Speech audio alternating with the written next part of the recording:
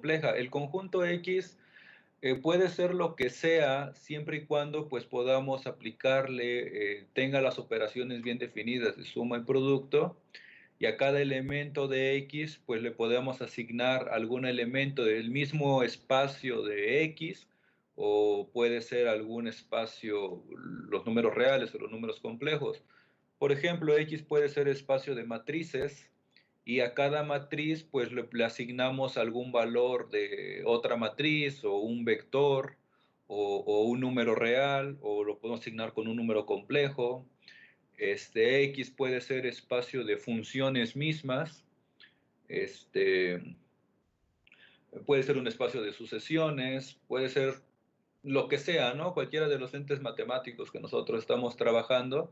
A cada punto de X lo asignamos o lo relacionamos con un punto Y o un elemento Y de otro conjunto, y eso es una función. Eso es lo que nos define una función. Ahora, una función, a cada elemento de X se le asigna uno y solamente un elemento de Y. No importa que, por ejemplo, aquí a X1 lo estemos relacionando con Y1 y a X2 lo estemos relacionando con Y1 también.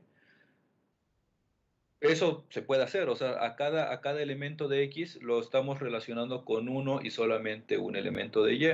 No puede suceder que a un mismo elemento de X lo queramos relacionar con dos elementos de Y. Por ejemplo, que a X2 lo relacionemos con Y1 y al mismo tiempo lo relacionemos con Y2. Esto no me define una función, esto no es una función. Bueno, para nosotros poder analizar las funciones, cuando nosotros estamos en funciones de variable real, pues es fácil ver, bueno, vamos a definir lo que es la gráfica de la función. Entonces, cuando nosotros tenemos funciones de variable real, generalmente estamos acostumbrados a verlas en el plano bidimensional. Me perdí aquí. Ah, ya.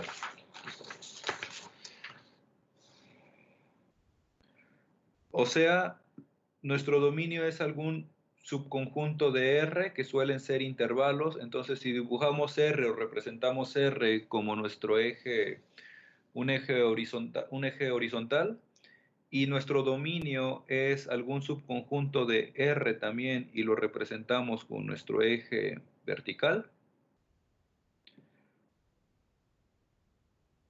Bueno, entonces, pues aquí es fácil poder ir visualizando lo que es el gráfico de la función. O sea, a cada elemento de X le estamos asignando un elemento de Y, y eso lo podemos visualizar como si fuese una pareja ordenada X, Y, donde Y es una función de X. O sea,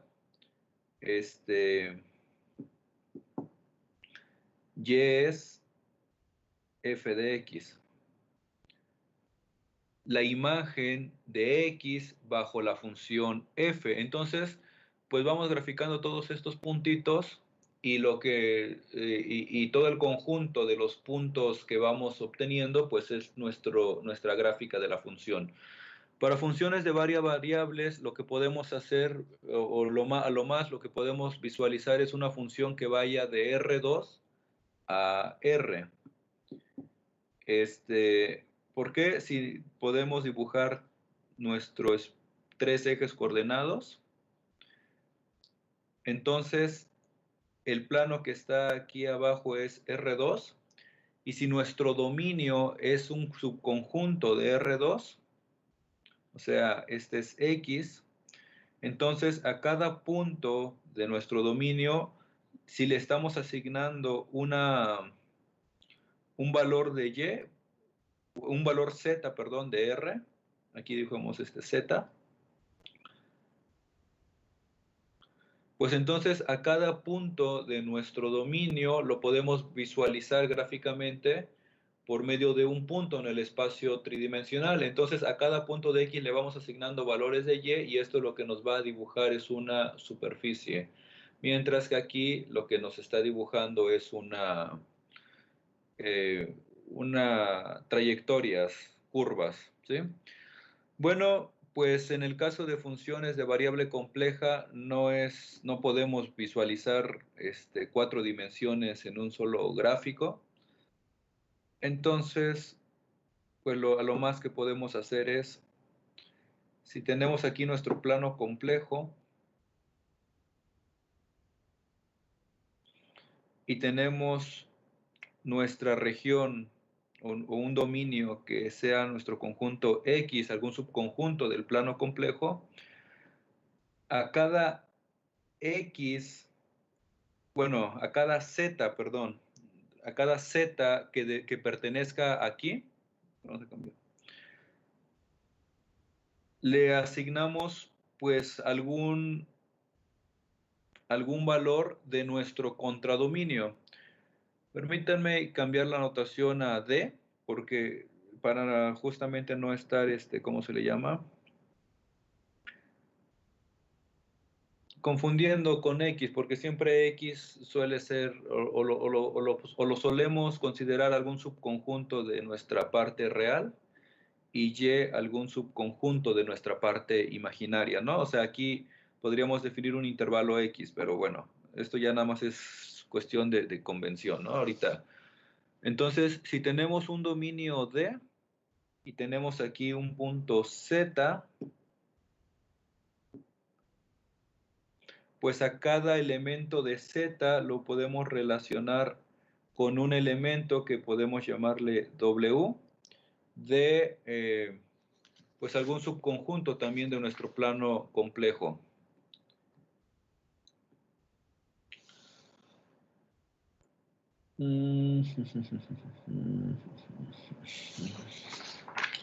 Por ejemplo, si tenemos pues f de z, una función de variable compleja, igual a z al cuadrado. Podemos ver algunas imágenes de z, o sea, por ejemplo, si tomamos z igual al número 1 más i, es aquí, vamos a suponer que todo el dominio, cuando no se especifica el dominio, o sea, tenemos una función f que va de algún dominio de los complejos a algún contradominio que pues también está en el plano complejo, eso lo define la función f. Si no se especifica quién es D,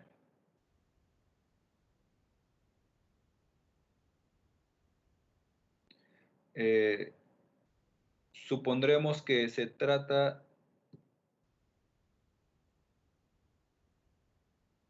del conjunto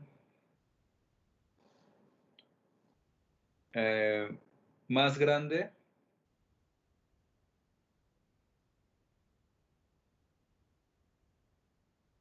del plano complejo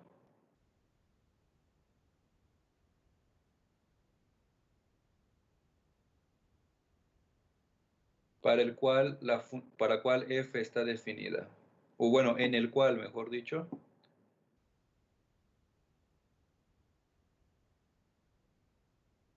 f está bien definida.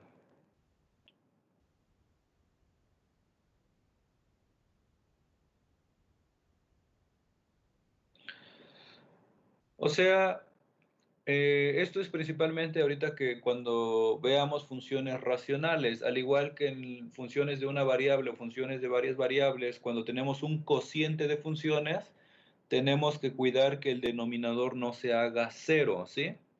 O si tenemos, por ejemplo, una raíz de algo, pues tenemos que verificar que el argumento de la raíz cuadrada sea siempre no negativo, ¿no?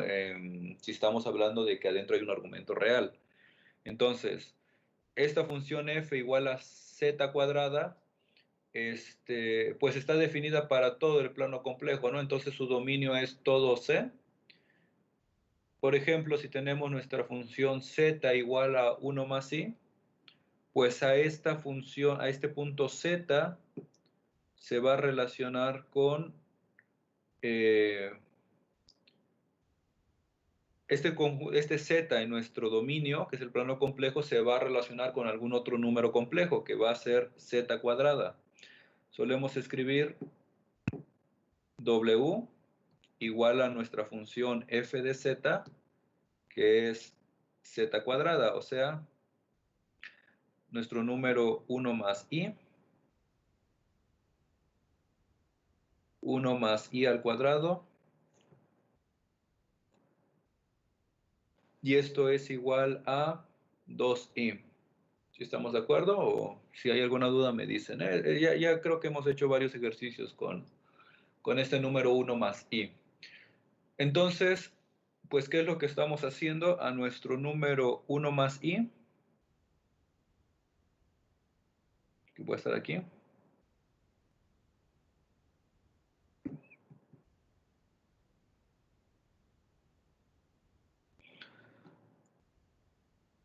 Lo estamos asociando o lo estamos relacionando con el número 2i.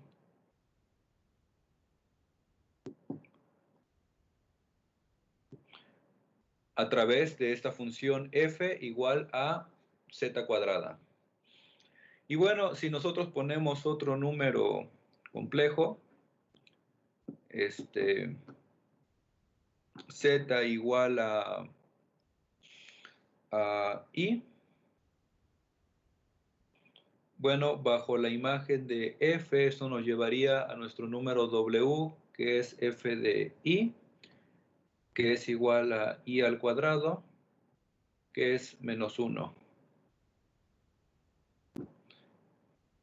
Entonces, si aquí tenemos nuestro número i, pues este número i lo estamos relacionando con el número menos 1 en nuestro contradominio.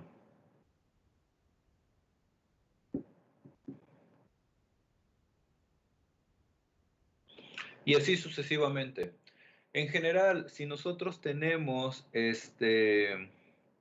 un número complejo z de la forma x más y, entonces a este número complejo pues lo estamos asignando con un número w, que es la función f de z, que es igual a z cuadrada, y pues esto es x más y al cuadrado.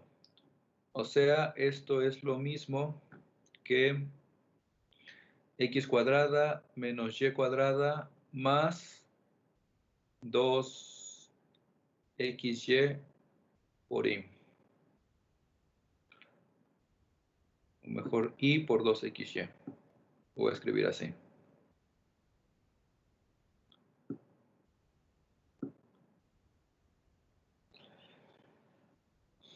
O sea, ya dependiendo del número que nosotros estemos poniendo aquí, que tenga sus entradas en general x y y, pues lo estaríamos asignando. La función f de z es igual a este número complejo con parte real x cuadrada menos y cuadrada más i 2xy. En general, o sea, si nosotros tenemos aquí un número complejo z de la forma x más y y lo vamos a relacionar con un número w, que es la función f de z, bueno, este número w pues es un número complejo. Es un número complejo que va a tener una parte real, u, y una parte imaginaria, b. A cada número complejo aquí lo vamos a asignar con un número complejo del mismo plano complejo, w, de su contradominio.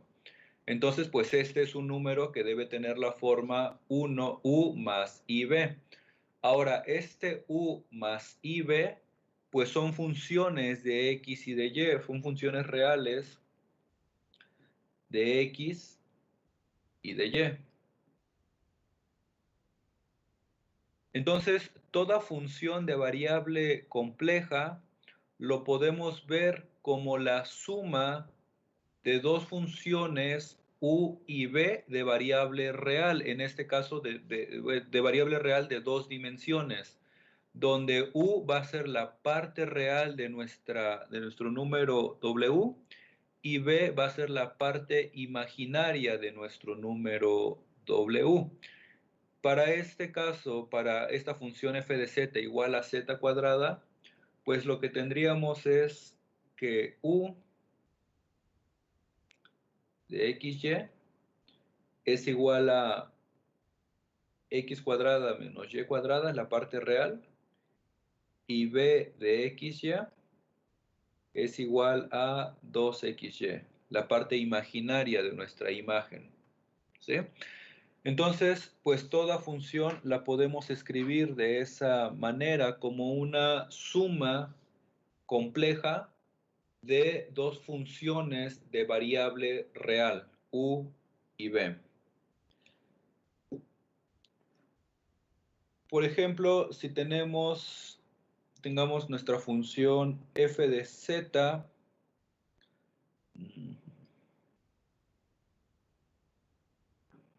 igual a 1 sobre el complejo conjugado de z.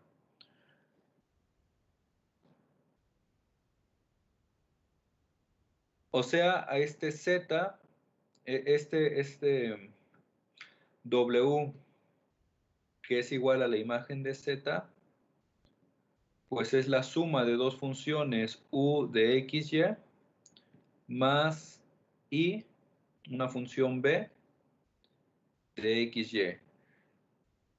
Hay que encontrar quién sería la función u y quién sería la función b. Si ponemos, bueno, f de z, para eso tenemos w, que es igual a f de z, que es igual a 1 sobre el complejo conjugado de z. Si tomamos a z un número arbitrario, x más y, donde z tiene que ser distinto del número complejo 0, ¿sí? Porque si no, esto no tendría sentido. Si z es el número complejo 0, z conjugado también es 0, ¿no? O sea, aquí estrictamente tenemos que poner z conjugado 0, pero el único número que su z conjugado es 0 es z igual a 0. Entonces, el dominio de la función f sería pues todo el plano complejo quitándole z igual a 0. Esto es igual a 1 sobre x menos y. Bueno, para poder encontrar las funciones u y b, pues solamente hay que simplificar esto. Puedo multiplicar por el complejo de el complejo conjugado, que es x más y. Lo mismo aquí arriba, x más y. Al multiplicar aquí abajo, pues esto nos va a dar x cuadrada más y cuadrada, y arriba va a quedar x más y. O separando cada una de estas entradas, esto sería x sobre x cuadrada más y cuadrada más y sobre x cuadrada más y cuadrada. Solamente estoy separando en cada una de estas fracciones. Y pues esto es igual a nuestra función u de xy más y por b de xy. O sea, nuestra función de dos variables u, pues es x sobre x cuadrada más y cuadrada. Y nuestra función b de dos variables es y sobre x cuadrada más y cuadrada. Por supuesto, aunque ya aquí está dicho, siempre y cuando pues X y Y sean distintos de cero. Con X y Y distintos de cero.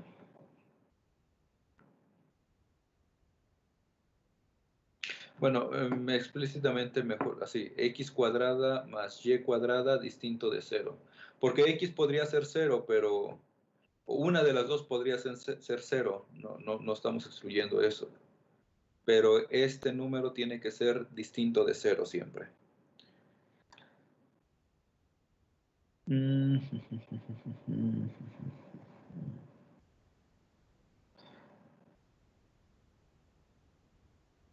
Bueno, a ver, vamos a hacer este ejercicio. Si tenemos la función f de z igual a...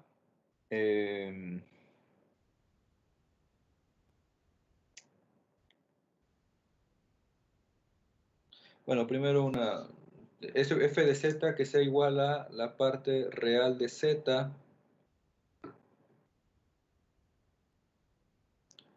más el módulo de z. ¿Quién sería, si escribimos a w igual a f de z como las funciones u de xy más y una función b de xy, ¿quién sería u y quién sería b en este caso? Háganlo, por favor.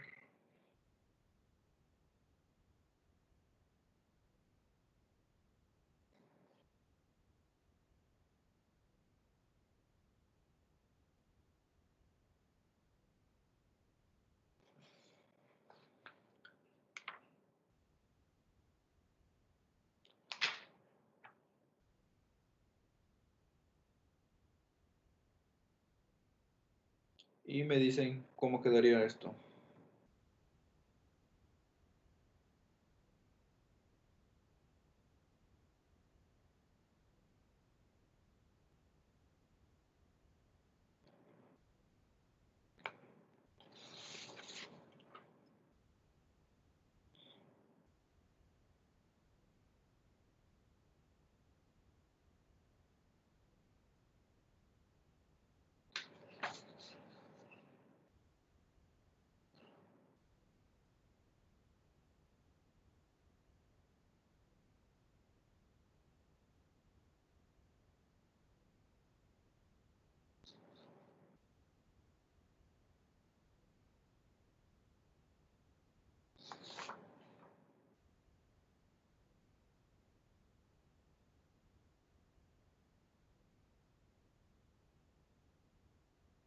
¿Cómo quedaría?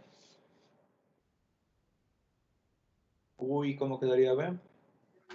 U sería x más raíz de 2.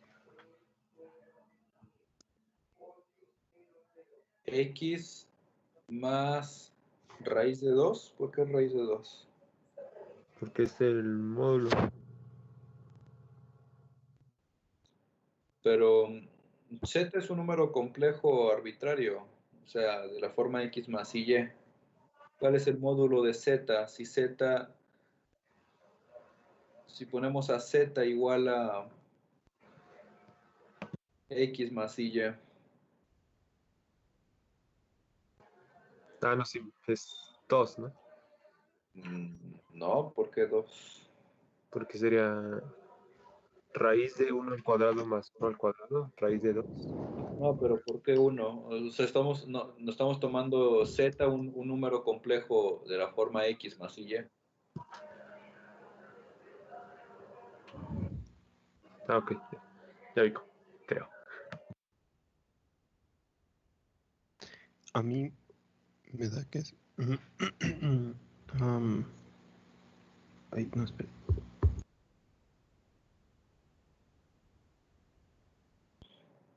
Es x más x cuadrado más y al cuadrado. X más x cuadrada más y cuadrada. Y la parte IB, la parte imaginaria, No hay parte imaginaria. Muy bien, 0.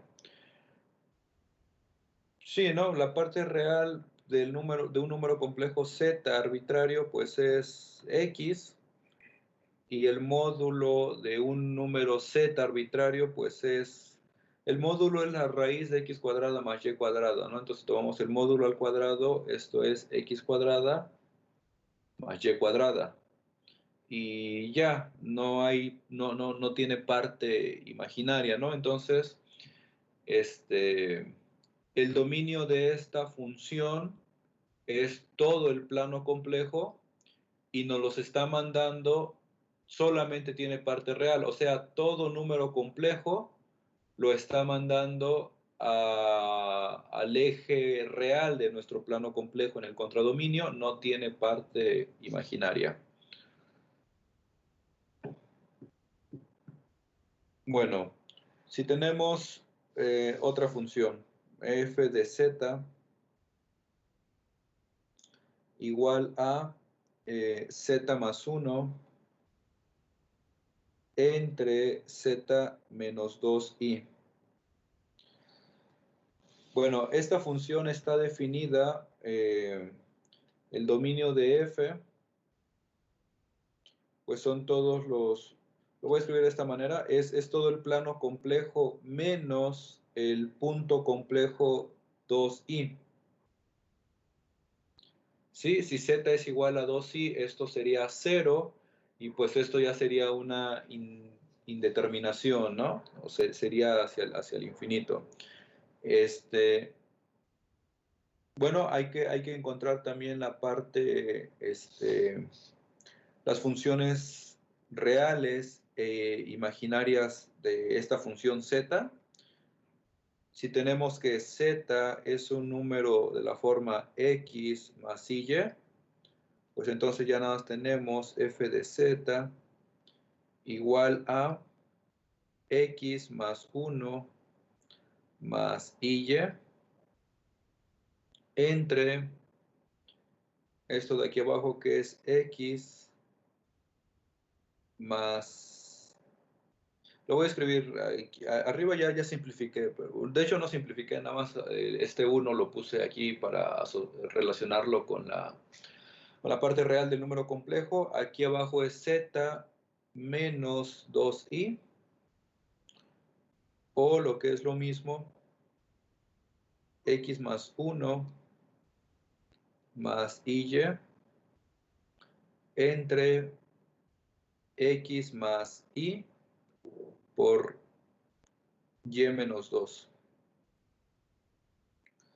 Entonces, pues para poder llevarlo a su forma w igual a u más b, pues nada más vamos a multiplicar por el complejo conjugado x menos y por y menos 2, y arriba por lo mismo, x menos y por y menos 2.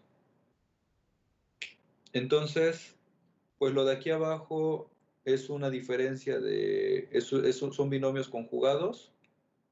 Lo de abajo me va a dar el módulo de este número, o sea, x cuadrada más y menos 2 al cuadrado. Si no hay que hacerlo, hay que hacer esta multiplicación de aquí abajo, término por término, y verificar que llegamos a esto de aquí. Y aquí arriba, bueno, lo voy a hacer un poco tallado. Tenemos que multiplicar cada uno de los términos. Vamos a multiplicar x más 1 por cada uno de los términos de nuestro número complejo. X menos y por y menos 2. Entonces quedaría esto, el primer término por x, pues esto es x más 1 por x. Luego este primer término por la parte imaginaria, esto sería menos y x más 1 por y menos 2. Y luego al hacer lo mismo con la parte imaginaria, pues esto quedaría más y xy. Y luego este segundo término con el segundo término, esto quedaría menos y por y menos 2. Y bueno, ya nada más hay que simplificar aquí esta todos estos términos, las partes reales o todo lo que queda real es esto de aquí más este de aquí.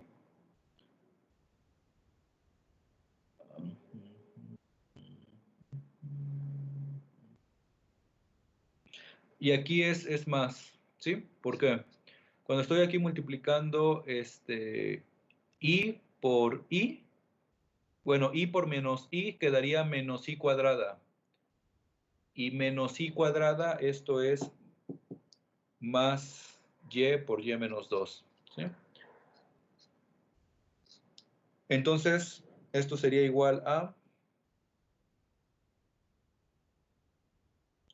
x cuadrada más x, este es el primer término, más este que está al último, y cuadrada menos 2y, dividido entre esto de aquí abajo, pues ya es algo real, x cuadrada más y menos 2 al cuadrado, más i por la parte imaginaria. La parte imaginaria es este término xy, y este término menos x más 1 por y menos 2.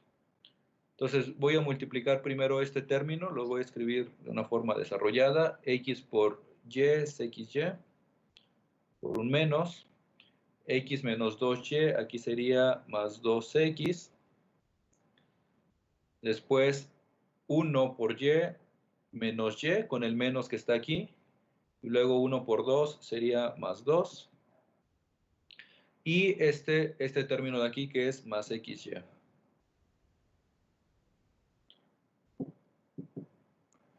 Entonces este primer término se elimina con el último. Abajo queda lo mismo, x cuadrada más y menos 2 al cuadrado.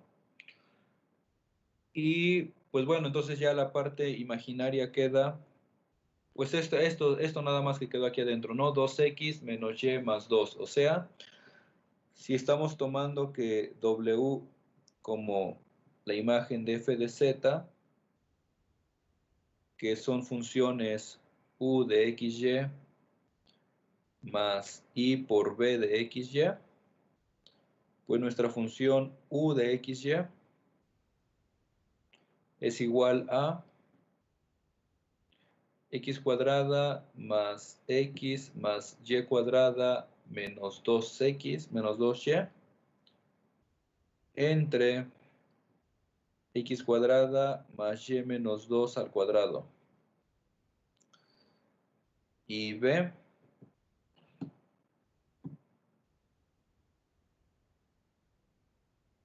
2x menos y más 2 entre x cuadrada más y menos 2 al cuadrado.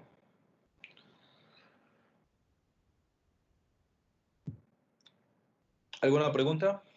¿Hasta aquí? ¿Alguna duda?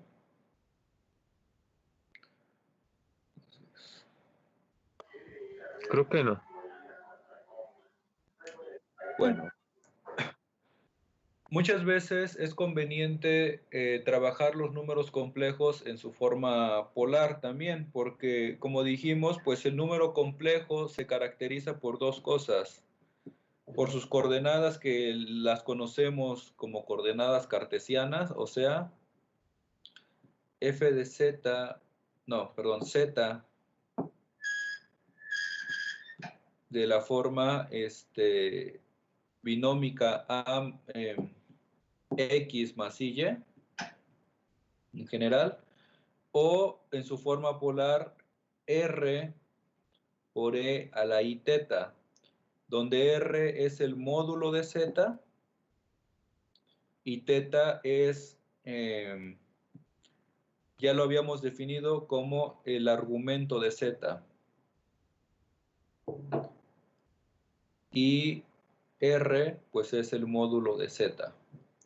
O sea, en términos de x y de y, r es igual a la raíz de x cuadrada más y cuadrada, y teta es igual a el arcotangente de y sobre x. Y ya lo que hemos dicho varias veces, si tenemos nuestro número z, nuestro plano complejo, a más ib, pues el módulo o r es la distancia que hay de z, la distancia física que hay de z al origen, y θ es el ángulo que se forma entre esta recta que une a z y el origen y nuestro eje horizontal o nuestro eje de la parte real del número complejo. Por ejemplo, si tenemos nuestra función f de z, bueno, si tenemos nuestra función w igual a f de z igual a u de xy más i por b de xy, pues x y y los podemos expresar en términos de r y de θ. ¿Sí? Aquí invertimos estas ecuaciones, que es lo que ya habíamos también escrito atrás. X es igual a r coseno de θ y y es igual a r seno de θ. Entonces, si tenemos que u y b son funciones de x y de y a su vez x y y los podemos expresar como funciones de r y de θ a través de esta transformación, pues entonces u, que es una función de x y de y, lo podemos expresar también como una función de r y de θ. Y b, que es una función b de x y de y, pues lo podemos expresar también como una función de r y de θ. Por ejemplo, si tenemos la función f de z, aquí ejemplo,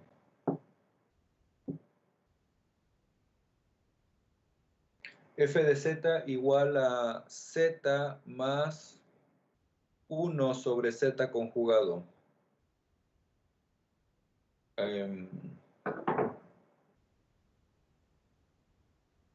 Ajá.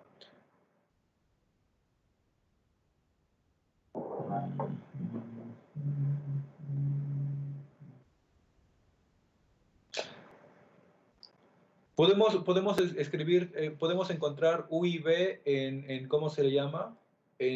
Como funciones de x y de y, ¿no? 1 sobre z conjugado ya lo hicimos, de hecho.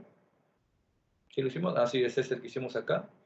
X sobre x cuadrada más y cuadrada, y a esto le vamos a sumar z, ¿no? Que es x más y. O pues lo podemos hacer más fácil expresando a z en su forma polar, o sea, si tomamos a z igual a r por e a la i θ,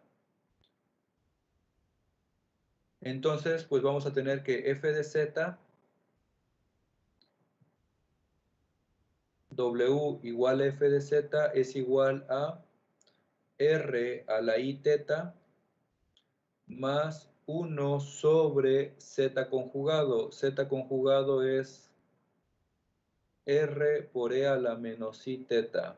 Sí hicimos esto, bueno, sí lo debimos de haber hecho, yo recuerdo si lo hicimos, pero sí queda claro, ¿no? ¿Quién sería el conjugado de z en su forma polar? Z conjugado es r por e a la menos i θ. ¿Sí lo hice? ¿Sí queda claro por qué? O dígame por qué es esto.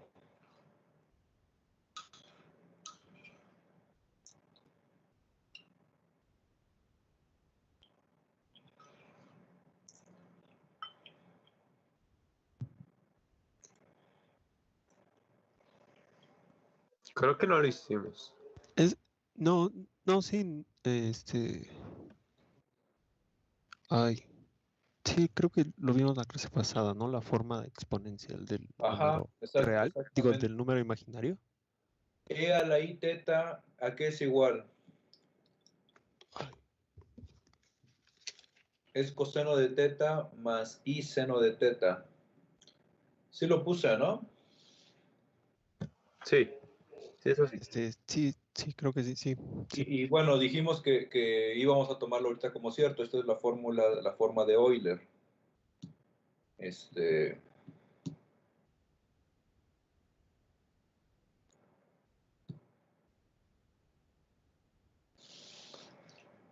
de hecho, vamos a ver, bueno, dije que esto sale a partir de las series, pero podemos verla en un paréntesis. Bueno, si z es igual si z es de la forma r, ya me acordé. Bueno, o sea, ya lo había dicho, yo recuerdo que sí lo dije, pero la forma polar es r coseno de teta más i seno de teta, que utilizando la fórmula de Euler es esto que está aquí escrito. Ahora, si este es z, el complejo de z, el complejo conjugado, pues es cambiar la parte imaginaria al signo contrario, ¿no? Entonces, lo escribo aquí arriba, esto ya es paréntesis, z conjugado es igual a r coseno de teta menos i seno de teta. Que al utilizar la fórmula de Euler, esto es lo mismo. Si aquí fíjense, en lugar de poner teta, pongo e a la menos i teta, esto sería el coseno de menos teta más i seno de menos teta. Pero la función coseno es una función par. O sea, coseno de menos teta es lo mismo que el coseno de teta. Y la función seno de teta es una función impar. O sea, este menos podemos sacarlo de la función. Entonces, esto es lo mismo que menos i seno de teta. Entonces, esto que está aquí, coseno de teta menos i seno de teta, es el complejo conjugado de z. O sea, z lo podemos escribir como r por e a la menos i teta, que es lo que estoy escribiendo aquí. ¿Sí? Entonces, si no lo dije anteriormente o no lo hicimos explícitamente, pues ya aquí está claro. Entonces regresamos a nuestra función, f de z es igual a z más 1 sobre z conjugado, entonces z conjugado es r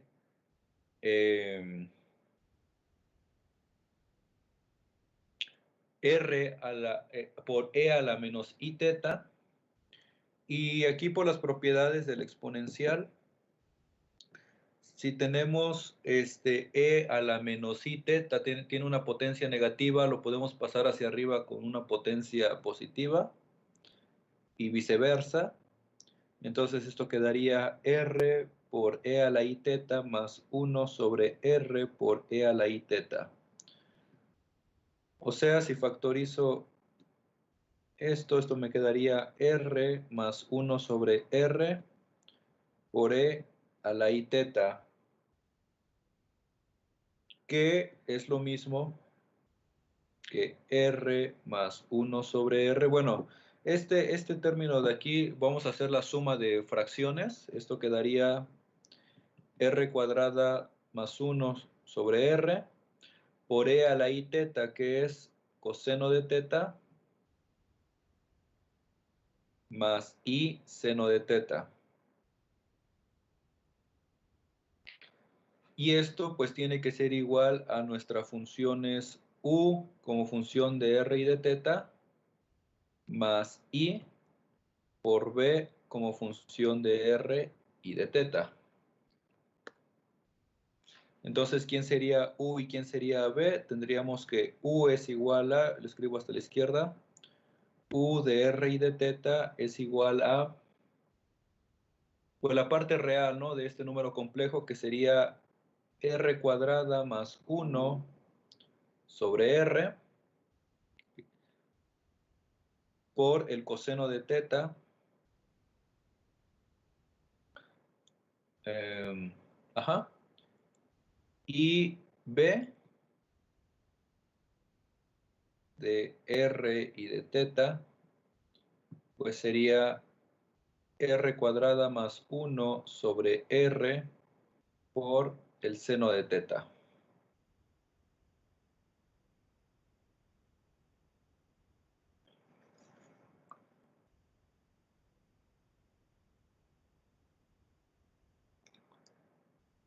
Por supuesto, aquí el dominio de la función f es donde z conjugado sea distinto de 0, ¿no? Eso, ¿cómo se traduce en términos de r y de teta? Pues eso significa que para todo r distinto de 0, ¿sí? O sea, tenemos que quitar el número complejo 0 o equivalentemente es el número complejo cuyo módulo es 0. Es el único número cuyo módulo es 0 es el 0 complejo. Entonces, bueno, aquí se queda como ejercicio que si nosotros lo hubiésemos, podemos hacer aquí,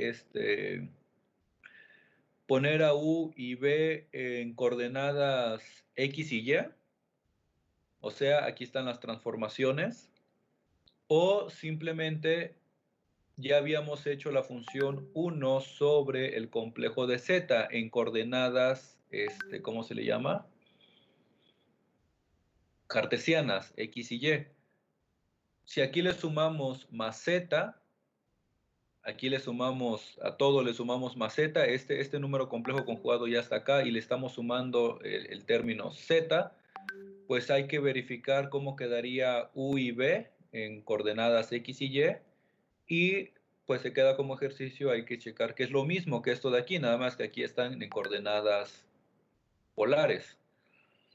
Muchas veces podríamos hacer eso, tener U y B y pasar de las cartesianas a las polares o de las polares a las cartesianas, pero pues a veces ya con que lo tengamos en la forma que nos conviene trabajarlo, pues es suficiente. No sé si me doy a entender. ¿Sí queda claro o hay alguna duda hasta aquí?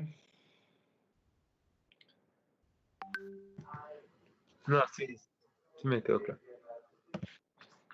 Muy bien. Espero que sí. Por ejemplo, una de las funciones especiales que siempre se trabajan es la función logaritmo. F de z igual a el logaritmo natural de z. Cuando hablemos del logaritmo complejo, vamos a denotarlo con una L mayúscula. Y cuando pongamos, pues, el logaritmo real como una L minúscula, ¿no? Ln de lo que sea aquí real, ¿sí? Bueno, la función logaritmo a cada z, el dominio de la función es todo el plano complejo menos el 0. Bueno, se sobreentiende que cuando estamos hablando del número complejo, estamos hablando del 0 complejo, que es el origen. Entonces, no necesitamos una nueva notación para este 0. Tendría que poner 0, 0 o 0 más i 0, pero hago la aclaración que siempre que esté poniendo este número 0, estamos hablando del 0 complejo, ¿sí? La parte real y la parte imaginaria 0. Bueno, este número complejo nos conviene escribirlo o para ver cómo queda. Si tomamos a z en su forma compleja, r por e a la i teta, entonces f de z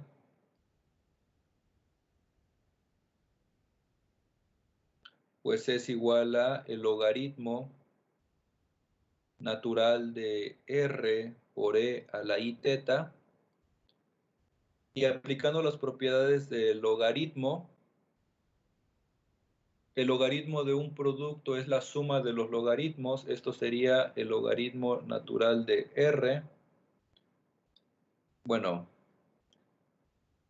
sí, lo voy a poner. Este es el logaritmo natural de R más el logaritmo de E a la I teta. Y como R ya es un número real, es el módulo de nuestro número complejo, pues esto lo puedo escribir como el logaritmo natural de R, que es, esta es una función real, más, por las propiedades del logaritmo y el exponencial, pues esto es igual a I teta. Yo espero si recuerdan las propiedades del logaritmo. ¿Sí las recuerdan? Sí. Ok. Entonces, bueno, si no, nada más déjenme escribirlas aquí. Para los logaritmos reales, o sea, logaritmo de m por n, esto es igual al logaritmo de m más el logaritmo de n. El logaritmo de m entre n. Logaritmo de m menos el logaritmo de n. Logaritmo natural de m a la n minúscula o a la k. Poner lo mismo que k por el logaritmo de m. Y bueno, por la definición, el logaritmo es la función inversa del exponencial. Entonces, el logaritmo de e a la x, pues es igual a x, ¿sí? O viceversa, e al logaritmo de x es igual a x. Entonces aquí, si queremos el logaritmo de e a la i teta, pues esto es i teta. Si expresamos a esto en términos de z, quedaría esto. Este es el logaritmo del módulo de z más i por el argumento de z.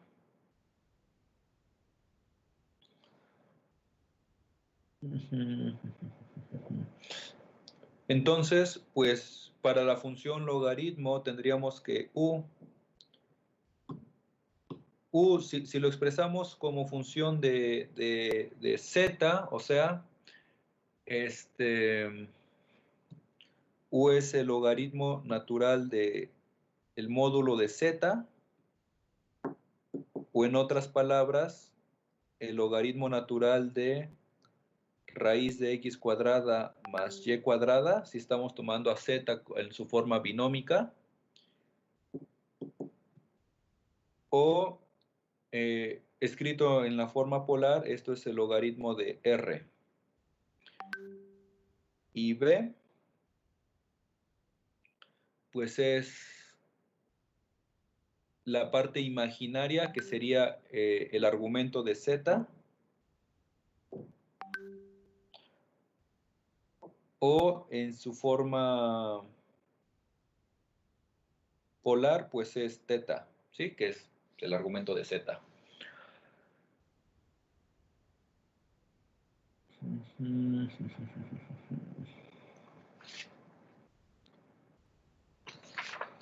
¿Qué hora son, 48. Es importante que todas, especialmente estas funciones que vamos a ir viendo, todas estas funciones, esta que hicimos atrás, z más 1 sobre z, tienen aplicaciones. Yo espero que lleguemos a aplicaciones, pero si no, pues hay que tenerlas presentes, ¿no? Especialmente las funciones especiales, el exponencial, el logaritmo, etc.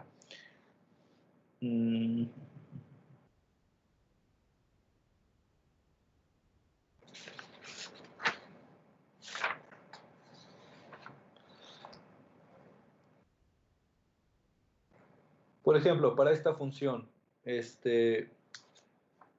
pues vamos a la función logaritmo de z. Para empezar también a ver lo que son la gráfica, ¿no? de una función. ¿Cómo transforma o cómo...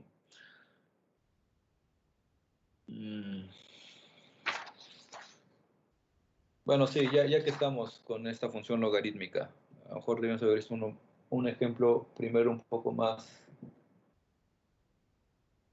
sencillo, pero ya que tenemos aquí la función logaritmo, podemos hacerlo.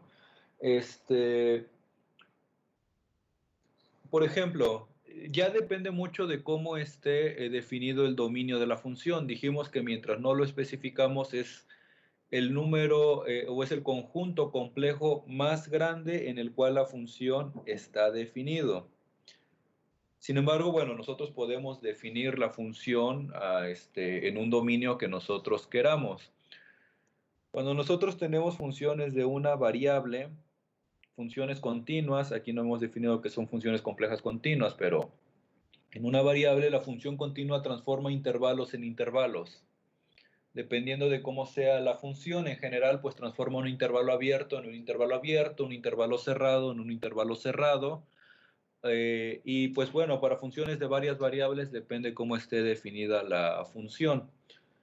Para que podamos visualizar un poco más esto. Supongamos que tenemos nuestra función esta, f de z igual al logaritmo natural de z, pero va a estar definida en la parábola, o sea, vamos a definir el dominio de z, el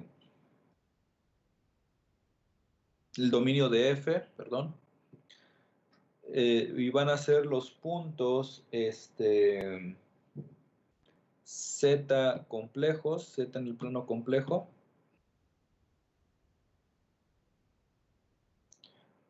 tales que la parte imaginaria de z sea igual a la parte real de z al cuadrado.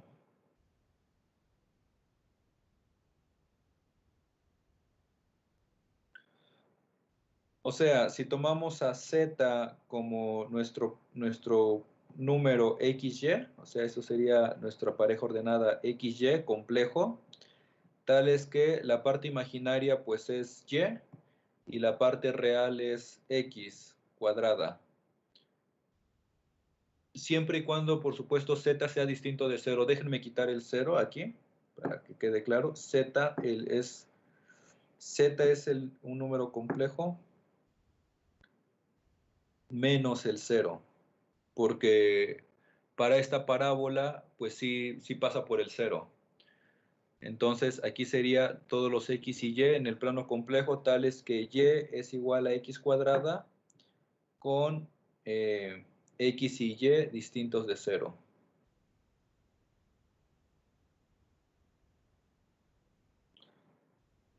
O sea, el dominio pues solamente es esta parábola de aquí, y igual a x cuadrada.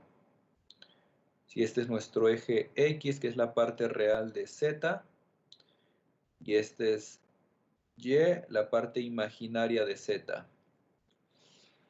Entonces, a cada punto de aquí, pues lo vamos a hacer pasar a través de la función logaritmo, f que está allí, y tenemos que ver esa parábola en que la transforma. Entonces, pues ya vimos, ¿no? Lo que habíamos puesto aquí, para cada punto W, aquí en nuestro contradominio, pues, que es de la forma U más IB, pues ya teníamos que U es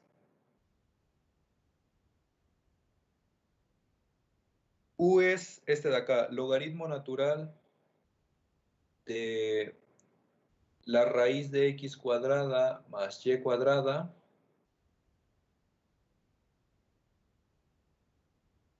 pero como y es igual a x cuadrada, estamos restringiéndolos a esta trayectoria, pues este es el logaritmo natural de, espero a ver si están de acuerdo con esto, si no me regreso, valor absoluto de x de 1 más x cuadrada. O sea, solamente estoy sustituyendo y igual a x cuadrada, aquí quedaría x a la cuarta, puedo factorizar x cuadrada, entonces me quedaría 1 más x cuadrada factorizando x cuadrada, y al sacarle raíz a ese x cuadrada que factoricé, pues quedaría el valor absoluto de x. ¿Sí estamos de acuerdo o no? O no queda claro por qué. Y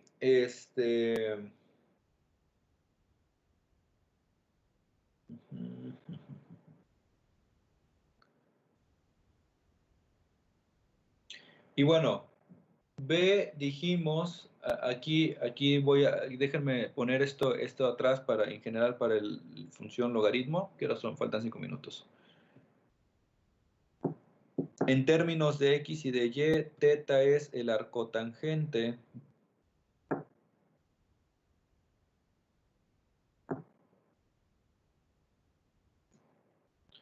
de Y sobre X.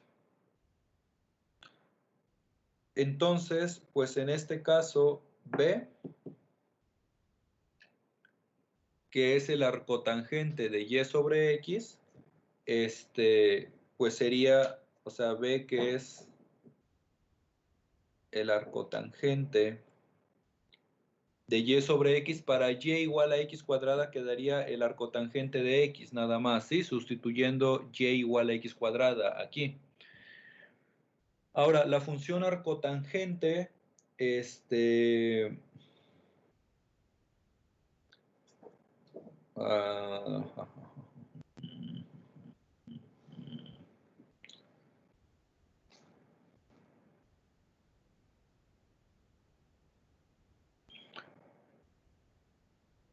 ¿alguien recuerda cómo está definida la función arcotangente?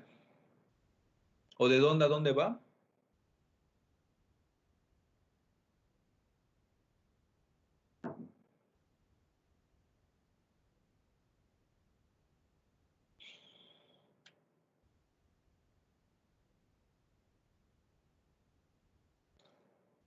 Lo de menos pi medios a pi, ¿no? Ajá.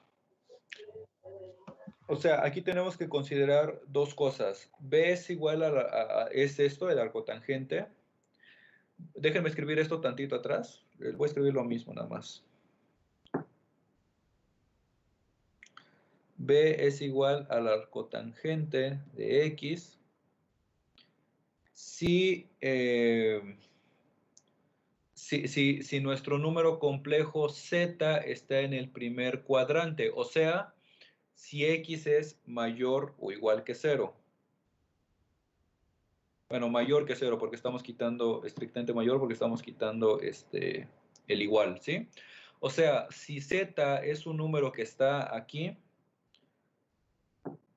todos los puntos que están en la parte del primer cuadrante de la parábola, entonces pues el ángulo teta es el que está variando del eje X a nuestro...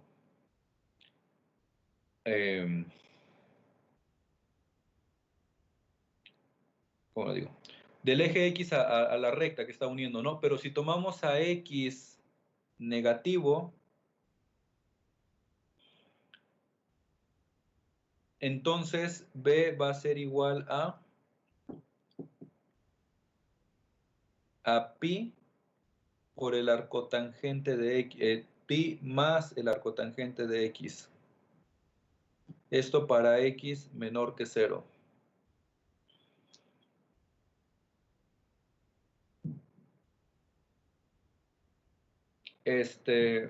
Bueno, ya se acabó el tiempo.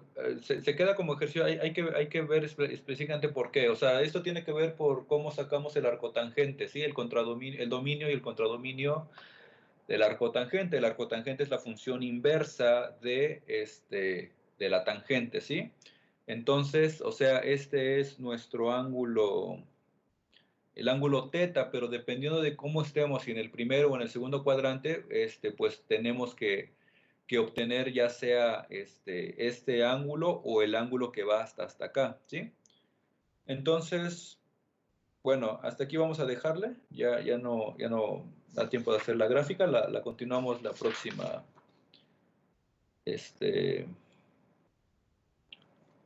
clase. ¿Sí? Bueno, Sí, nos vemos el día de mañana. Y pues ya después hasta regresando de vacaciones. Bueno, hasta mañana, nos vemos. profe. Cuídense. Hasta mañana.